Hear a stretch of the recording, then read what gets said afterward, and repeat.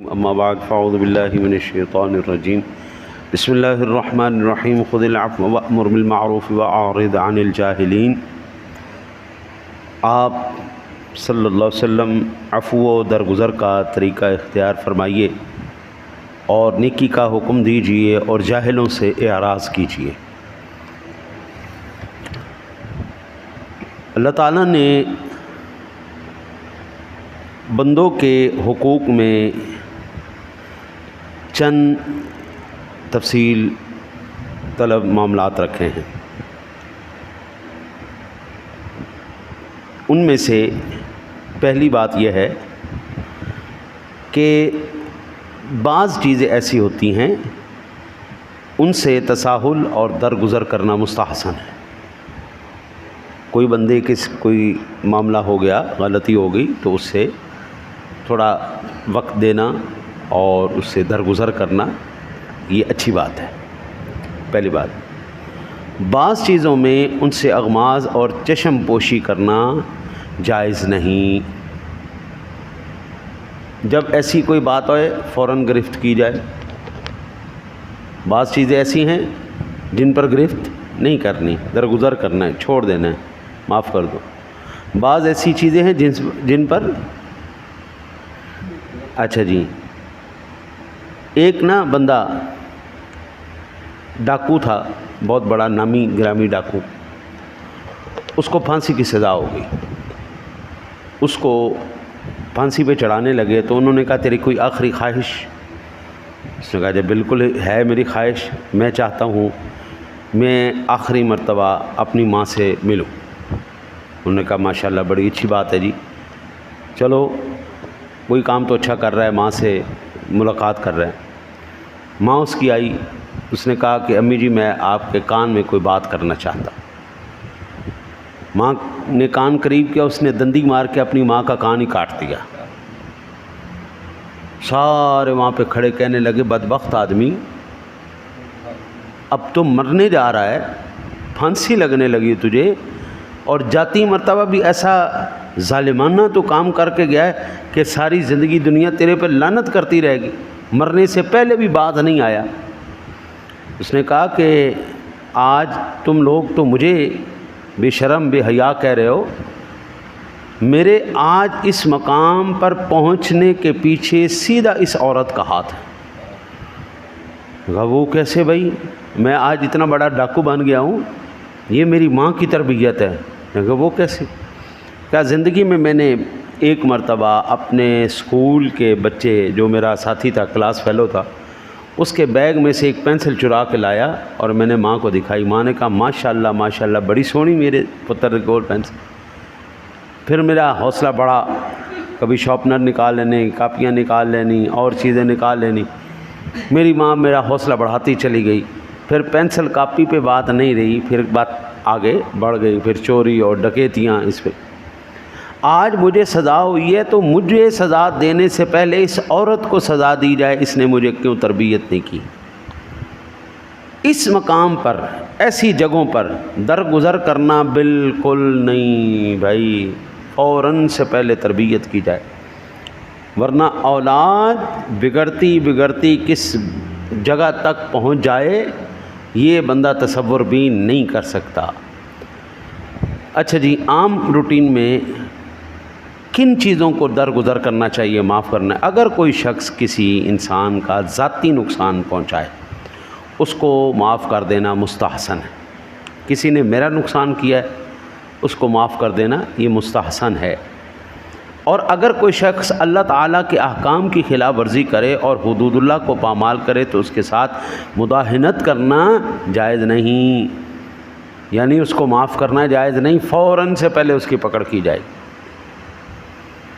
حضرت ایک بینک کی قسط لیٹ ہو جائے نا تو ہمارے جتنے بھی ایجنسیاں ساری اس بندے کے پیچھے پڑ کے نا جی اس بندے کو فوراً سے پہلے اندر ڈال دیتی، تو نے قسط کیوں لیٹ کی، کوئی تھوڑی سی بھی کہیں۔ لیکن آپ یہ اندازہ کریں کہ میں عمومی بات کر رہا ہوں، میں کسی کو ٹارگٹ کر کے نہیں کر رہا، کتنے ہمارے پاکستانی ہیں جو اپنی بچیوں کو اپنی وراثت میں سے حصہ دیتے ہیں، اپنی زندگی میں بیٹوں کو دے جائیں گے، باقی جو بچے گا وہ تیاں لے لین گیاں، جو وراثت بنے گی لے لین گیاں۔ اس کے اوپر کبھی پکڑ کی حکومت پاکستان نے کہ جتنے بھی اس ملک پاکستان کے اندر مسلمان ہیں اور وہ جتنے بھی مسلمان صاحب وراثت ہیں انہوں نے وصیت لکھی یا نہیں لکھی، یا ان کی وراثت جب تقسیم کی گئی اس وراثت کی تقسیم میں کسی نے قانون الہی کو مد نظر رکھا یا نہیں رکھا، جس حقدار کا حق تھا اس کو ملا کہ نہیں ملا؟ حضرت کوئی نہیں ملتا۔ ایسے ایسے خوفناک واقعات میری نظروں کے سامنے ہیں کہ سکے بہن بھائیوں کے اندر جو چھوٹے بہن بھائی تھے، بڑے بہن بھائیوں نے ان کا حق کھا لیا، گاڑیاں چھین لیں ان سے، موٹر سائیکلیں ان سے چھین لیں، کاروبار ان سے چھین لیے، سارے معاملات بجائے اس کے کہ دست شفقت رکھ کے ساتھ چلاتے، انہوں نے وہ سارے معاملات چھین چھان کے اب آدھی اولاد جناب کروڑ پتی ارب پتی بنی بیٹھی ہے اور آدھی اولاد بیچاری بھیک مانگ کر روٹیاں کھا رہی۔ اللہ معاف کرے، بیٹیوں کو حق نہیں ملا، جوان بیٹیاں ہو کے بوڑھی ہو گئی، ان کی شادیاں نہیں ہوئیں۔ بھائی غریب کی بیٹی کون لے؟ غریب کی بیٹی کوئی نہیں لیتا، ہر کوئی چاہتا ہے میرا رشتہ بڑے گھر کے ساتھ ہو، خاص کر میرے بیٹے کے ہاں امیر بندے دی تھی ہونی چاہیے۔ یہ وہ تمام معاملات ہیں قبلہ جن معاملات کے اندر صرف نظر کرنا، یہ بالکل اپنے اوپر اگر آپ کے اوپر بات آئے، ہر ایک اپنا اپنا دیکھے۔ اگر کسی بڑے بندے کے اوپر بات آئے تو اللہ اور اس کا رسول کیا کہہ رہا ہے؟ درگزر کر دے، معاف کر دے۔ اب میں حدیث پاک پڑھ دوں، پھر میں آپ کو اس کے بارے میں اور عرض کرتا ہوں۔ یہ جامع البیان کی 9ویں حصے کی یہ حدیث پاک کے صفحہ نمبر 207 میں جب یہ آیت مبارکہ نازل ہو نا، اس کو امام جریر طبری نے نقل کیا ہے، کہتے ہیں تو رسول اللہ صلی اللہ علیہ وسلم نے جبریل امین سے پوچھا ہے جبریل اس کا کیا معنی؟ حضرت جبریل نے کہا کہ میں اللہ تعالی سے پوچھ کر بتاؤں گا۔ حضرت جبریل امین گئے اللہ کے پاس، واپس پیغام لے کے آئے، پھر کہا اللہ تعالیٰ آپ کو یہ حکم دیتا ہے جو آپ پر ظلم کرے اس کو معاف کریں، جو آپ کو محروم کرے اس کو عطا کریں، جو آپ سے تعلق توڑے اس سے تعلق جوڑیں۔ امیر آدمی کو بیچ میں سے نکال دو۔ امیر آدمی کے اوپر آپ نے انگلی بھی اٹھائی ہے نا، وہ انگلی توڑ کے رکھ دے گا۔ ظلم تو ایک طرف رہا۔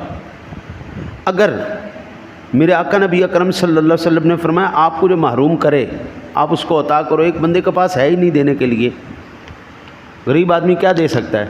کچھ نہیں دے سکتا، تو امیر آدمی کبھی غریب کو دے گا نہیں۔ وہ اس کے پاس تھا اس نے دیا نہیں، جس کے پاس نہیں ہے وہ دینے کے قابل ہی نہیں۔ اچھا جی، جو آپ سے تعلق توڑے اس سے جوڑو۔ غریب آدمی تعلق جوڑنے کے لیے جاتا ہے، کہندے نے بھکاری جیسا ڈبو ہے تے آ جاندے نے ہر ویلے منگن واسطے۔ یعنی غریب آدمی اگر دین پر عمل کرنے کی کوشش بھی کرے گا، امیر آدمی اس کو دھدکار کے رکھ دے کہ چل پتر تو بڑا صوفی۔ اب یہاں سے آپ اندازہ کریں کہ یہ بات سمجھ میں آ رہی ہے کہ جو نیک عمل کرے گا وہ بندہ بدتمیز بھی ہوگا۔ نیک عمل جو بندہ کرے گا، امیر آدمی اس کا مخالف آدمی اس کے ساتھ بدتمیزی بھی کرے گا، جہالت سے بھی پیش آئے گا، تو اللہ کہتا ہے بدتمیزی بھی دفع کرو، ان کی جہالت بھی دفع کرو، جو تیرے ذمہ تو کرتا جا ان سے حساب میں خود ہی لے لوں گا۔ حضرت میں نے زندگی میں جی اپنی پوری زندگی کے اندر دو لوگوں کو دیکھا ہے جن لوگوں نے اپنا آپ تو کامیاب کیا، ایک غریب گھر سے اٹھے۔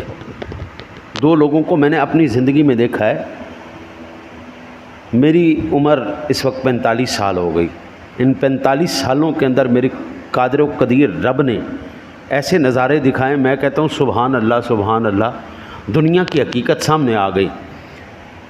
45 سالوں میں مجھے تیسرا واقعہ ایسا نظر نہیں آیا۔ غریب گھر کے دو بھائی،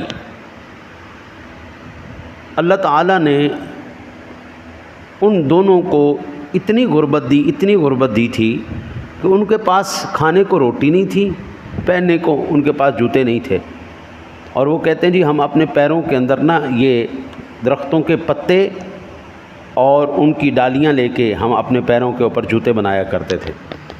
زمین پر چلتے تھے, ہمارے پاؤں جلتے تھے تو ہم پتوں سے اپنے جوتے بنا لیا کرتے تھے. اور انہوں نے بتایا, یہ میں نے خود سنا ہوا ہے ان دونوں لوگوں سے, اور وہ بتاتے ہیں کہ ہمارے ہاں 5 دن روٹی نہیں پکتی تھی, صرف ہمارے گھر دودھ آ جاتا تھا, لسی آ جاتی تھی, ہم دودھ پی کے لسی پی کے اللہ کا شکر ادا کرتے. ایک پاکستان میں رہا, ایک بھائی ایک باہر چلا گیا. دونوں کے اللہ نے ہاتھ پکڑ لیے, نصیب کھول دیے.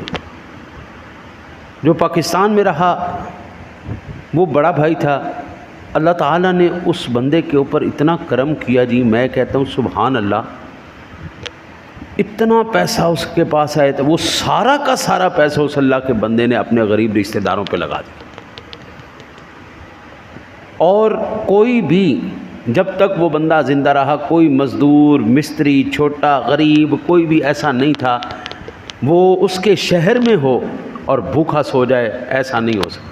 پورے گاؤں میں اس نے اعلان کیا ہوا تھا, جس کو بھئی مسئلہ ہے میرے پاس آ جائے, روٹی بھی ملے گی, رہائش بھی ملے گی, مہینہ رہنا ہے, 6 مہینے رہنا ہے, 10 سال رہنا ہے, آؤ میرے پاس رہو. اپنے تو اپنے کوئی غیر قوم کا بھی اس نے نہیں چھوڑا.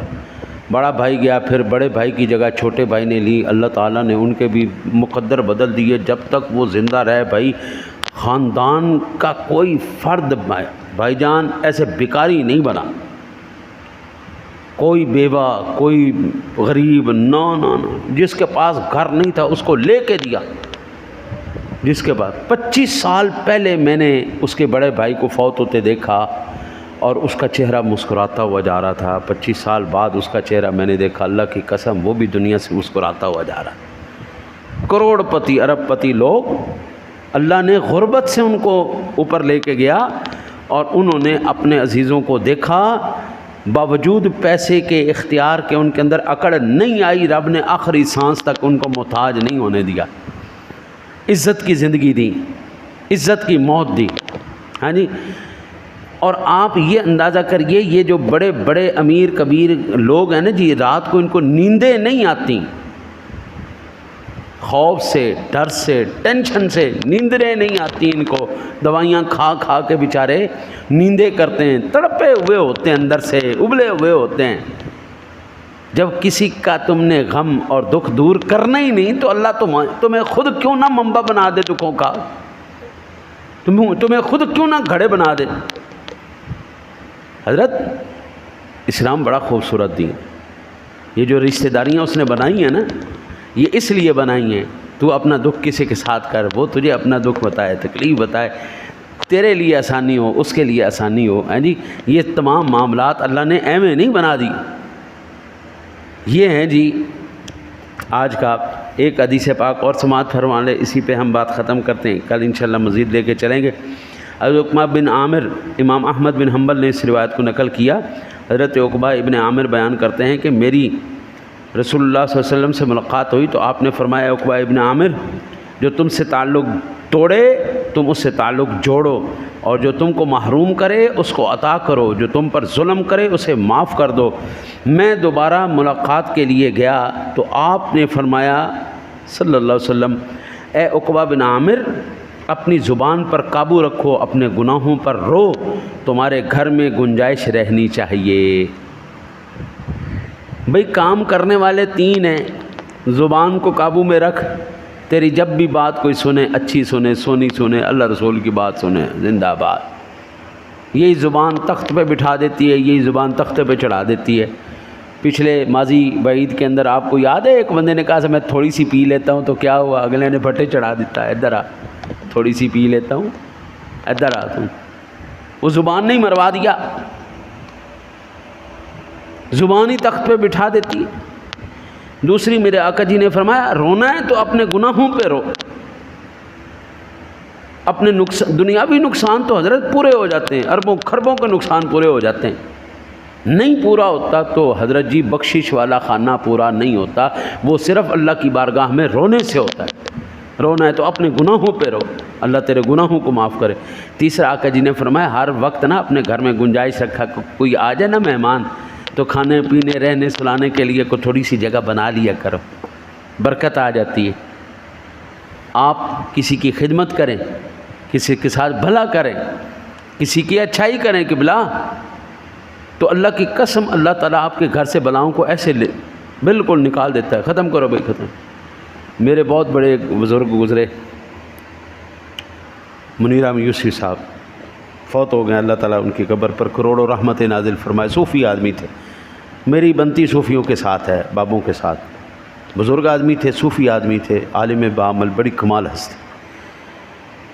ان کے وصال کے قریب بڑی آخری وقت میں انہوں نے میرے ساتھ شفقت فرمائی، اپنے ادارے میں بلانا، بیان کروانے، بہت خوبصورت۔ میں نے ان سے عرض کیا، میں نے کہا حضور اللہ تعالیٰ نے اولاد بھی دی ہے اور اللہ تعالیٰ نے سارا کچھ عطا فرمایا، قبلہ گھر بھی کوئی نہیں، اولاد بڑی ہو گئی ہیں، معاملات بھی کرنے ہیں، کوئی قبلہ دعا فرما دو۔